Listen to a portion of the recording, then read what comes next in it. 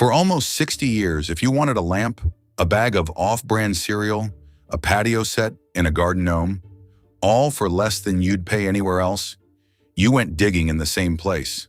Big Lots, the bargain bin of America. 1,400 stores full of stuff that was cheap for a reason. It was a treasure hunt. You never quite knew what you'd find, but you knew it'd be a deal. And then, in the last weeks of 2024, the treasure hunt ended. Big Lots announced going out of business sales and prepared to close all of its remaining stores, around 900 of them. A brand that had survived nearly 6 decades, gone. Here's what almost everyone got wrong. They said Big Lots got beaten by Amazon and the dollar stores. That's part of it, but it misses the real stranger story. Because Big Lots didn't sell products exactly. It sold other companies' mistakes, their leftovers, their overstock, their failures, at a discount. It was a scavenger. And a scavenger has a problem most businesses never think about. It doesn't control its own food supply. Big Lots didn't die because people stopped wanting bargains. It died because it ran out of bargains to sell, and out of customers who could afford even those. And then the rent it had signed away on its own warehouses came due. This is the autopsy of the bargain bin. 6 chapters. Let's open the file. Chapter 1. The Scavenger's Business.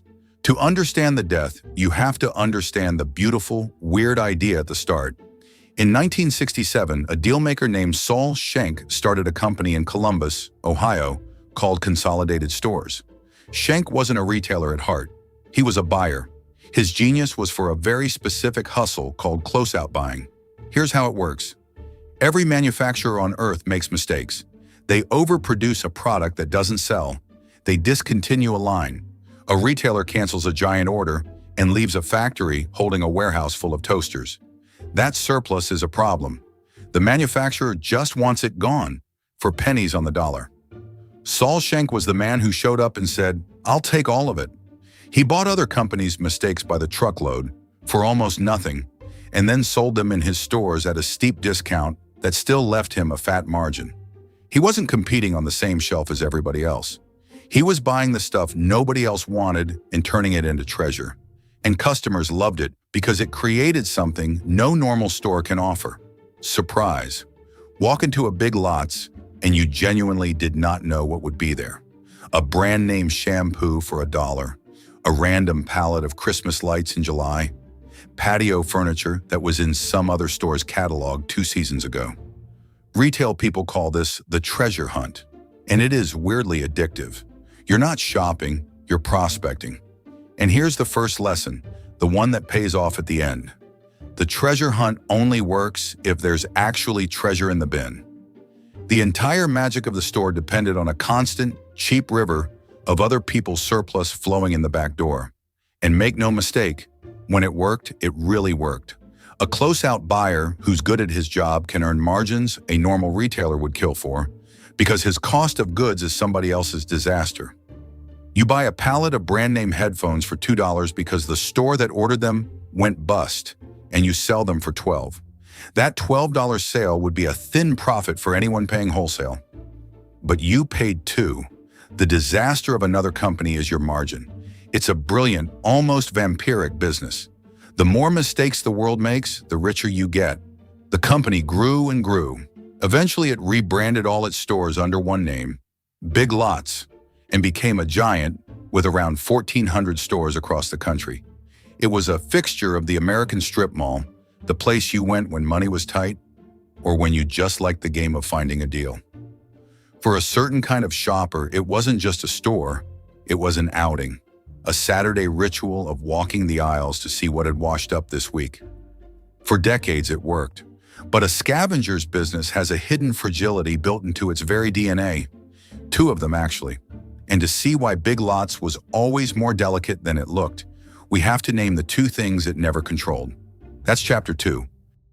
Chapter 2. The 2 things it didn't control. Every business depends on things outside its walls, but most businesses control the important stuff. Their product, their recipe, their brand. Big Lots was unusual and dangerous because the 2 things it depended on most were both completely out of its hands. The first was supply.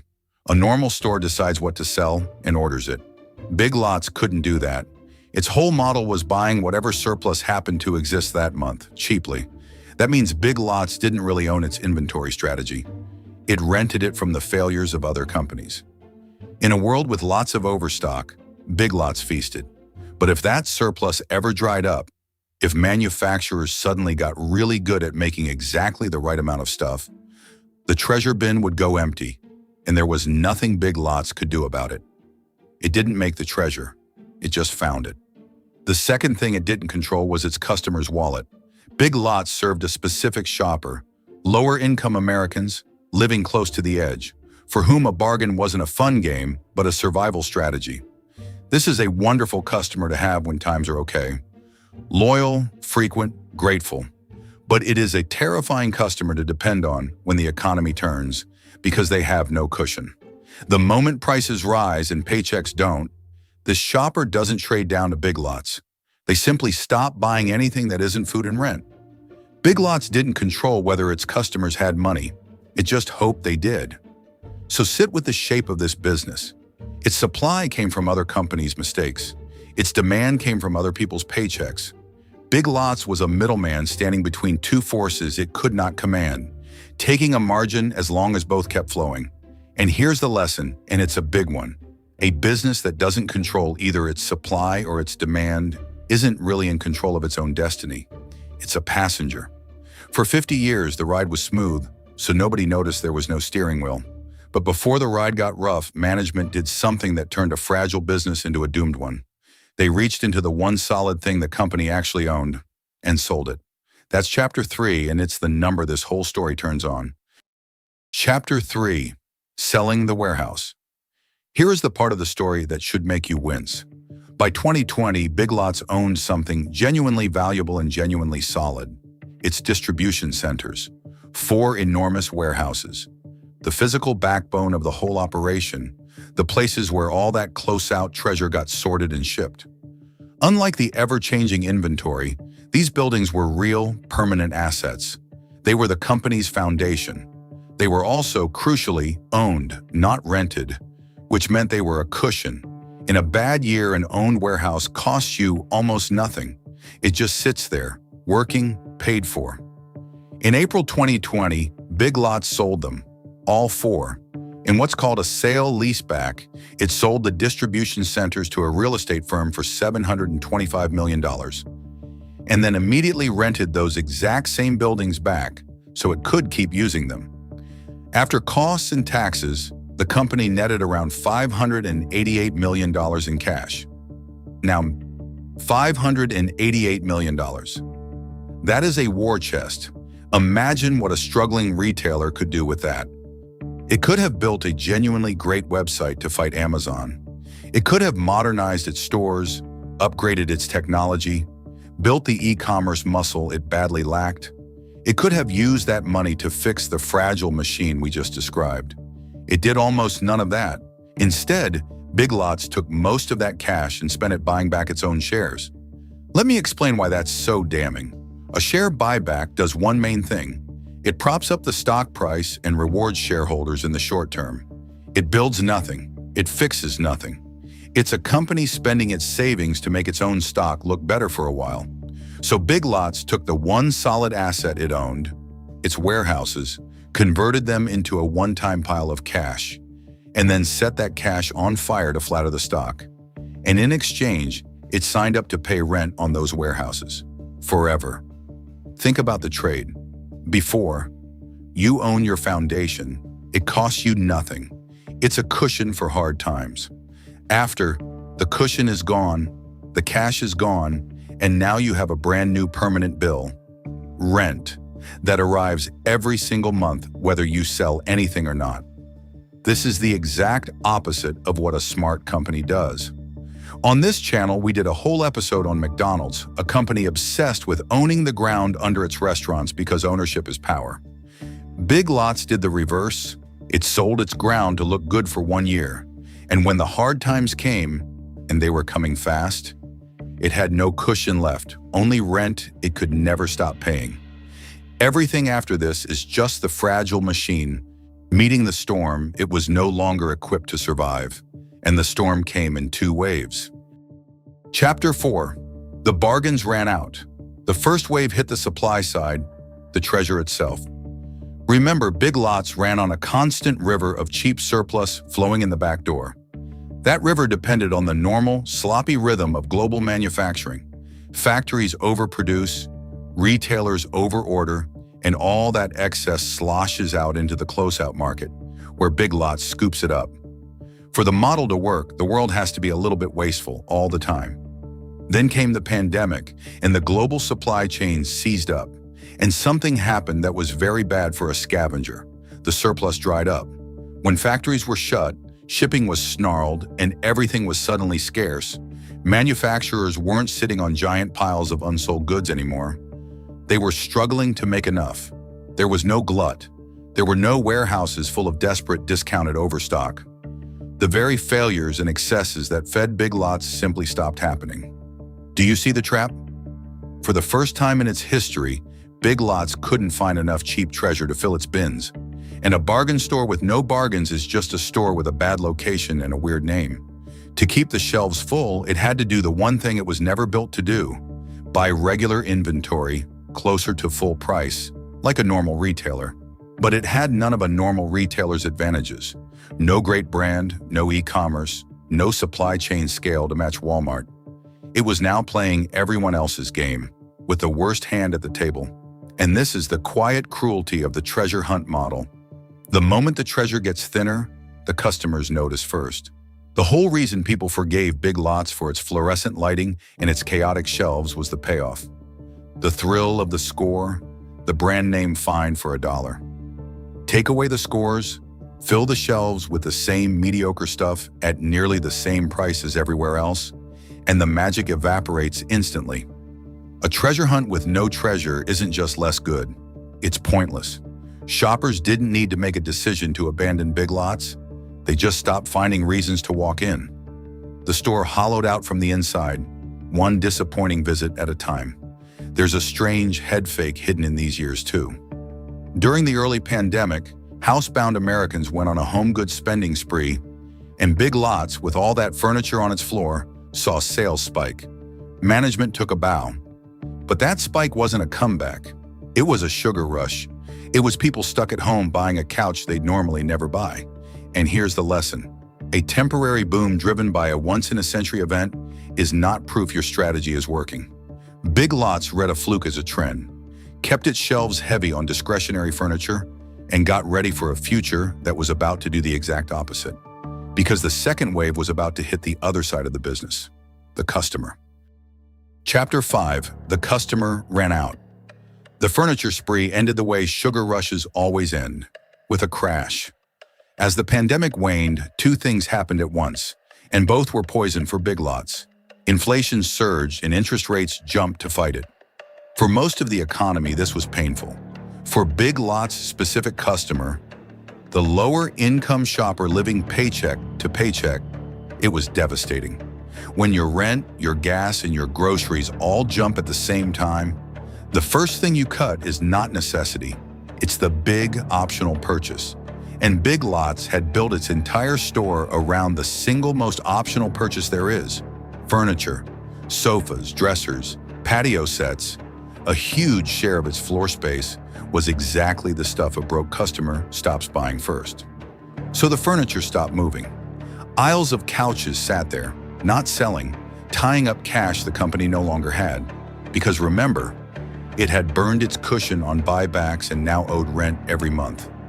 The stagnant inventory was like a clogged artery, and the customer who used to come hunting for treasure every week, they were now at the dollar store for the essentials, or on Amazon for the convenience, or at Walmart because it was cheaper and had everything. Big Lots was being squeezed from both ends. Too expensive and dowdy to beat the dollar stores on the basics, too weak online to beat Amazon, too generic to beat Walmart. This is the moment both of the company's hidden dependencies failed at the same time. The supply of cheap treasure had dried up in Chapter 4. Now the demand from cash-strapped customers dried up too. A middleman with no cheap supply and no spending, customers has no reason to exist. The margin that had flowed for 50 years simply stopped. And with no cushion, there was nothing to absorb the blow. A healthier company might have had owned assets to borrow against, or savings to ride out a couple of bad years while it retooled. Big Lots had sold its assets and spent the money. So when the losses started piling up and the rent kept coming, the math went from ugly to fatal very fast.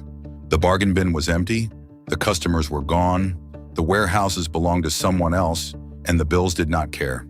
There was only one chapter left to write. Chapter 6. The Autopsy. In September 2024, Big Lots filed for Chapter 11 bankruptcy, carrying debts of around $700 million. At first, it looked like there might be a rescue.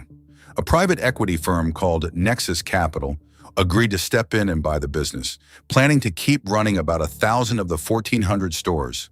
For a moment, Big Lots looked like it might limp on. But in December 2024, that deal collapsed. And when the buyer walks away in bankruptcy, there is usually no plan B. Big Lots announced going out of business sales and prepared to shut down all of its remaining stores, around 900 of them. The Chapter 11 reorganization began sliding toward Chapter 7, liquidation, the end. There was a small mercy at the very last minute. In early January 2025, a company called Variety Wholesalers, the operator of the Roses discount chain, struck a deal to buy the Big Lots brand and a slice of its stores, somewhere between 200 and 400 of them. So the name survives. In April 2025, the first wave of about 219 reopened Big Lots stores came back to life under new ownership. But make no mistake, the company that was Big Lots, the 1,400 store giant, the one that filed for bankruptcy, that company is dead. What lives on is a brand nameplate on a fraction of the stores owned by someone else.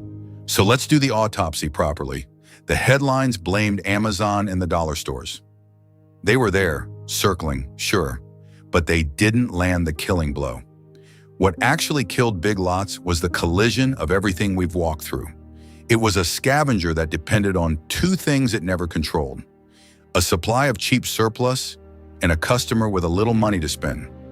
It sold off its one solid asset, its warehouses, and lit the cash on fire, buying back stock, trading a permanent cushion for a permanent rent bill. Then the pandemic dried up the surplus, so the bins had no treasure. Then inflation emptied its customers' wallets, so the treasure it did have wouldn't sell. And with no cushion left, the first serious storm was the last one. And if this shape sounds familiar, it should, because Big Lots is not a freak accident. It's a genre. Over and over in American retail, the same movie plays. A solid, boring, cash-generating business gets treated like a piggy bank. Someone sells the real estate, or loads on debt, or ships the savings out to shareholders. And for a year or two, the numbers look fantastic and everyone claps. The problem is that the piggy bank was also the emergency fund. You only find out that you needed the cushion at the exact moment it's gone. Toys R Us, Sears, Payless, Party City, different products, same autopsy. The company was worth more taken apart and squeezed than it was left alone to do its humble, useful job. So it got squeezed. And then, when the weather turned, it had nothing left to lean on. Here's the lesson to carry out of the rubble, and it's the one that ties the whole thing together. Be very careful building a business on things you don't control, and be even more careful selling the few things you do. Big Lots' supply was borrowed from other companies' mistakes. Its demand was borrowed from other people's paychecks. And in 2020, it sold the only thing it truly owned. A company that borrows its supply, borrows its demand, and then sells its foundation isn't building wealth. It's renting its own existence. And one day the lease comes up and the landlord says no. Out of business, Big Lots, founded in 1967. The company liquidated in early 2025. The brand and about 200 stores sold off to a new owner. Cause of death: a bargain hunter that ran out of bargains.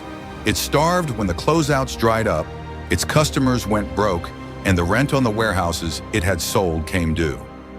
If you want to see this exact playbook run one more time, a beloved retailer that traded its balance sheet for a short-term high and died for it. Watch Party City is Dead, What Actually Killed It. Same era, same trick, same funeral. It's the perfect companion to this one. Every company on this channel is dead or dying. We do the autopsy. Subscribe before the next collapse.